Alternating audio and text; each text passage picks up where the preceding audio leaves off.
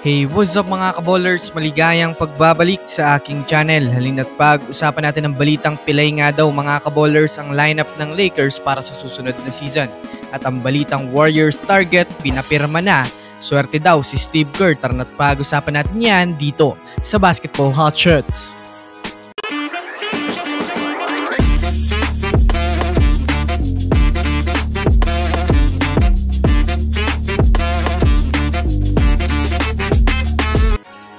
Una nga muna tayong dumako mga kaballers sa balitang pilay nga po mga kaballers ang lineup ng Lakers para sa susunod na season.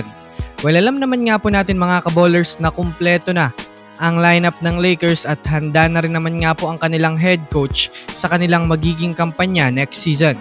Inalabas na rin naman nga po mga kaballers ni Coach JJ Redick ang kanilang starting five para sa susunod na season. Ito nga po ay sina D'Angelo Russell, Austin Reeves, Rui Hachimura, LeBron James at Anthony Davis.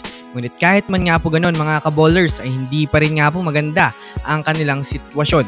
Ito ay dahil na rin naman sa wala pa rin nga pong kasiguraduhan na makakapaglaro na ng dire-diretso ang isa sa kanilang matinik na defender na si Jared Vanderbilt na masasabi natin mga kaballers na malaki ang naidadala nitong impact sa depensa ng Lakers. Yes mga kaballers, kaya kung susumadayin nga natin medyo pilay ang lineup ng Lakers sa una nilang mga buwan sa darating na bagong season dahil na rin naman sa hindi pa nga po masyadong recover at under monitoring pa ang injury ni Jared Vanderbilt.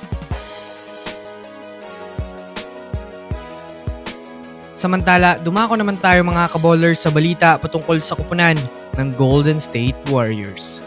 Well, alam naman nga po natin mga kaballers na opisyal na nga po nilang pinapirma ng 1-year deal contract mga kaballers si Kevin Knox sa Warriors team. Matapos nga pong magpakitang gila si Kevin Knox sa Summer League ay doon na nga po mga kaballers nagkaroon ng interes ang Warriors front office na kunin si Kevin Knox upang makita ang maaaring maitutulong nito sa kupunan sa susunod na season.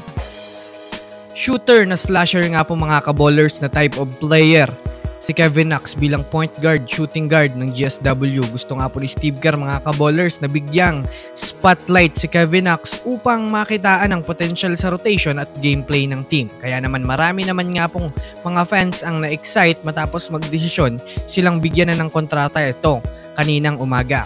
Naniniwala nga sila mga kaballers na magiging maganda ang resulta ng naging plano ng Warriors para sa susunod na season. So yun lamang mga kaballers, yan lang naman ang pag-uusapan natin ngayon. Pinutin na ang subscribe and hit nyo na rin ang notification bell para sa mga susunod na updates sa mundo ng basketball. Again, this is Basketball Hotshots. Thanks for watching.